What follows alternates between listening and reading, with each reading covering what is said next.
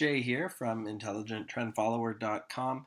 Today I just want to really quickly show you a quick way to save a ton of time on your fundamental research. So I'm just here at morningstar.ca and I'm going to look up Apple as an example.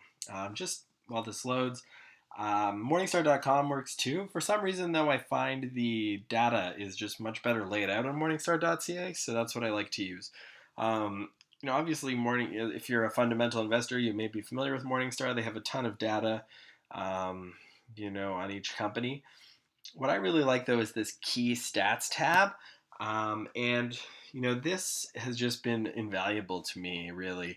I used to spend hours and hours every day reading 10Ks and corporate filings and listening to conference calls or reading the transcripts, trying to get a understanding of the business fundamentally. And then I read a couple of books in the Buffettology series, worth checking out if you haven't heard of them.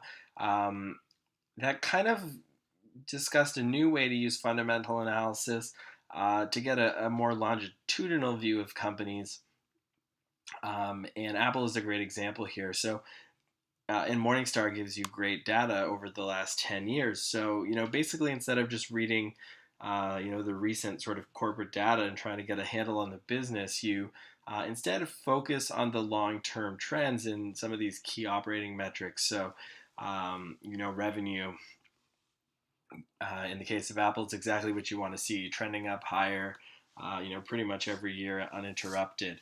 Um, that really kind of gives you a picture of the company that, hey, they're growing sales every year at quite a clip.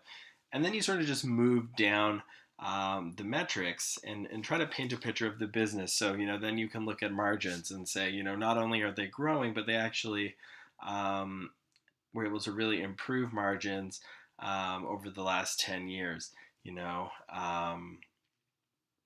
and then the other neat thing to look at as well is the per share results. So, if you're investing using fundamentals, you probably are using some sort of discounted cash flow analysis or margin of safety analysis of some sort, and you're trying to figure out, as an owner, will I get my money back? And these per share metrics over time are a great way to kind of see historically, at least, how the company has done. And when you pair this with sort of the current management outlook, you can kind of temper their promises against their prior track record, which is a neat way, and in my experience, at least, pretty effective. If you're looking for dividends, you can also just look at the dividend track record a little more closely, how they manage the payout ratio. I like to look at shares. Are you getting diluted over time as an investor? A lot of investors, don't necessarily give enough time to the capital structure. This, of course, isn't the whole picture, but it's a good start. Book value per share is certainly of interest as well as an owner. You want to see this, growing, your share of the business growing. So Apple having, essentially multiplied it by 10 over 10 years is pretty impressive. And then you have the other kind of key metrics, market cap, yield, working capital. You can also go down here and just, kind of get a look at how profitability has changed over time. The financial health section is great too. Particularly down here, you can just get a sense for debt equity, how they've been kind of, in this case, maybe levering up a little bit over the last couple of years, while money's been cheap. But there's all sorts of kind of great data that gives you this great longitudinal picture.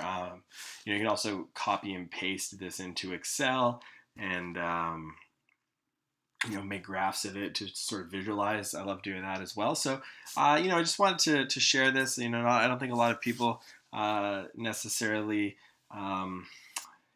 go use this kind of source, and it's so easy and quick to use, and it just saves you so much time from reading.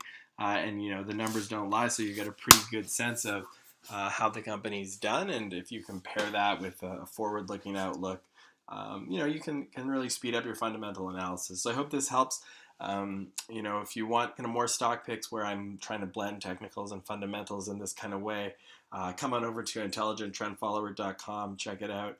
I also write more in-depth analysis like this on Seeking Alpha, so you can find me there too.